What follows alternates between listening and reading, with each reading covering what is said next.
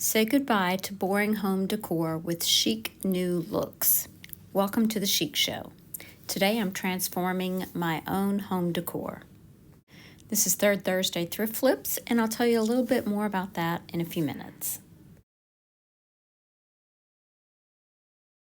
I have these vintage hankies that my great aunt used to collect, and we used to give them to her for gifts all the time. I had a whole stack of them, probably 24 of them. So I'm going to be using them along with this metal wreath. I think it was a picture holder from Dollar Tree. And you can see I'm just folding them in quarters, and whatever side I want to show has to be facing down when you fold them. Then I'm using a clear rubber band to put around them, and I'm just going to fill in all the gaps that I can around this wreath. So the side that I want to show is facing down, then I fold the corners in, and there's the side that I want to show right there. So I'm going to stick it underneath the wreath and then add the clear rubber band.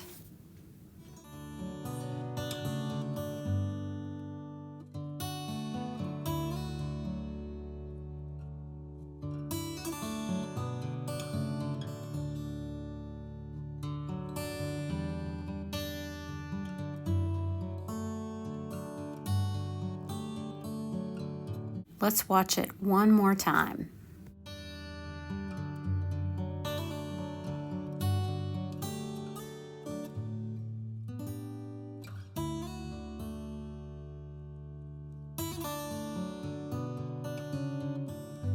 And I'm just going to continue in this manner all the way around the wreath. I did separate the white hankies from the other ones because I'm going to come back and fill in the gaps with the white ones. I want to take a minute and tell you about today's playlist. It's Third Thursday Thrift Flips. It's hosted by Tammy at the Rusted Willow and Marika at Marika's Creations. Today's guest host is Terry with Painting for Profits by Terry. So each month they do this open playlist, and everything that you use must be thrifted. In this case, I'm thrifting my own home and flipping these items. Now that I've made it all the way around the wreath, I'm going to go back and fill in as many gaps as I can with the white hankies.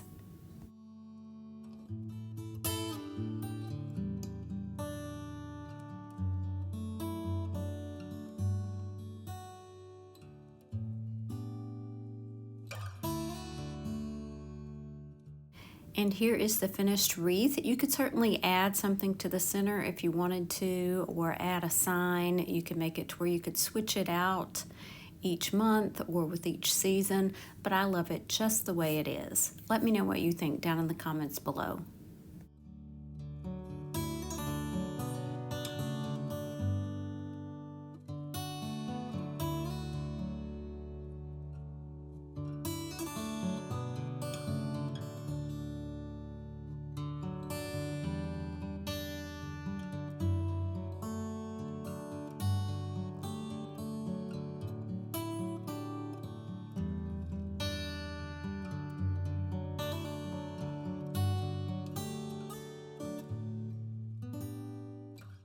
For this project, I'm using two odd napkins that I had. I don't have any extras, just these two.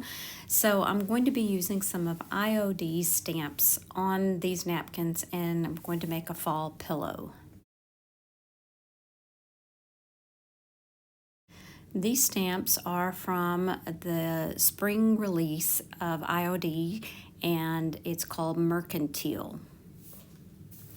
Now I'm stamping this with an orange stamp pad. I only did it part of the way across because I tried this before and it didn't work out, so I tried a different method. So I'm just stamping it part of the way across because it's not quite long enough to go all the way across, and in order for it to kind of blend together, I didn't want those ends to show except on the very ends. I didn't want the end to show in the middle, if that makes sense. So that's why I didn't stamp the end here that you see. Now I'm going to try and lay that down and line it up as much as I can starting with the end where I left off, and then I'm just going to press that down, and you'll see kind of what I mean in just a minute. So these kind of blend together. I could have gone a little heavier on the ink, but I didn't. Okay, so these are again, from the spring release called Mercantile, and you always want to season your stamps. So I'm just going to rough up the bottom of them just a little bit with my little finger sander, and then I'm removing the ones that I'm not going to use on this project.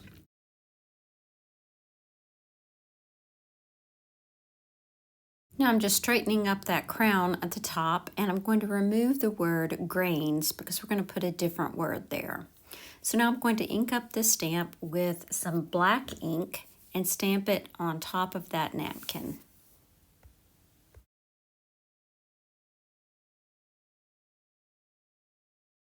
Once I have it inked up, I'm going to flip it over and place it face down in the center of the napkin.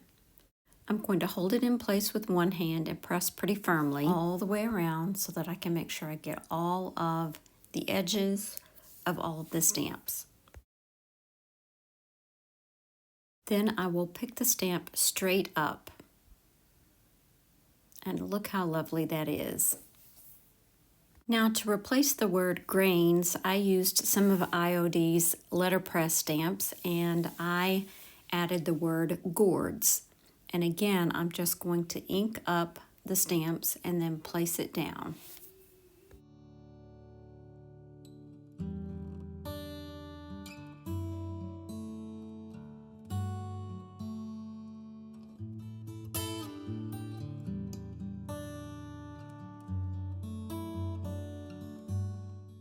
Now you could hot glue this pillow together, but I just took my sewing machine and I sewed around about 3.5 of the sides and then left an opening so that I could stuff it.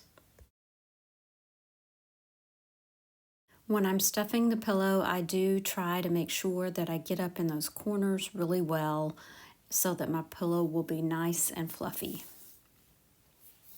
Now, you could sew this closed, and I probably should have, but I had my hot glue out, so I just used my hot glue gun and closed it. And here's a look at the final project.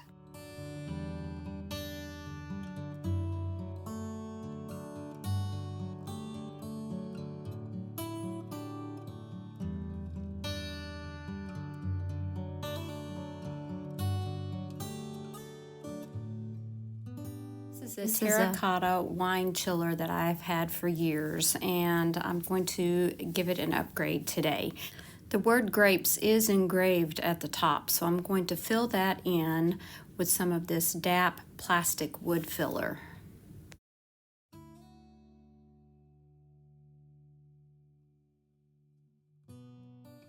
Once I had it all filled in and I let it dry, I went back to sand it down, to sand down those rough parts, and I found that I was still seeing the word grapes. So I gave it a second coat and then sanded a little more gently the second time. This time I just used my fingers, so I thought I could give it a little texture, but it also be smooth enough that I wouldn't have to sand too much. Now, once that was dry, I went back with some elephant chalk paint by Waverly, and I painted the entire wine chiller, including about the first inch inside the bucket.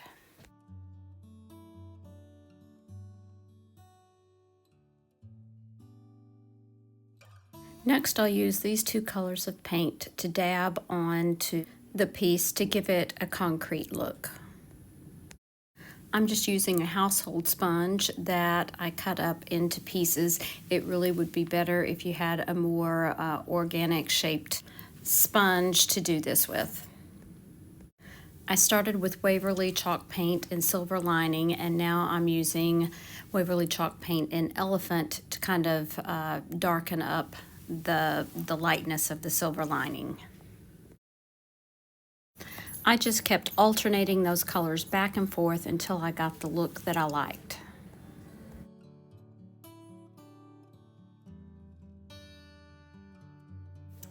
Now I'm using a stencil from Chalk Tour, and it says, "Please put a cork in it."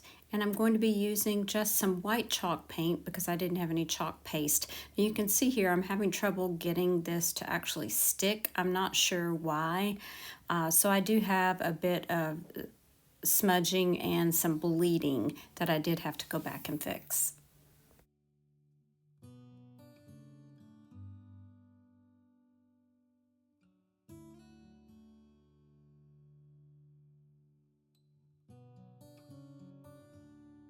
I just used a small brush and went back and touched up with some elephant chalk paint and some white chalk paint where needed. Then I did use a little bit of sandpaper to distress the piece a little bit because that's the best way to hide your mistakes. I would love to know which of today's projects was your favorite. And I hope I've inspired you to take a look around your home and see what you can give new life to. Thanks again to Tammy and Marika and for Terry for hosting today. Be sure and check out their channels in the description box below along with the playlist. Check out this video right here. I think you might like it too. Thanks so much for watching. Remember to share the chic. Bye now.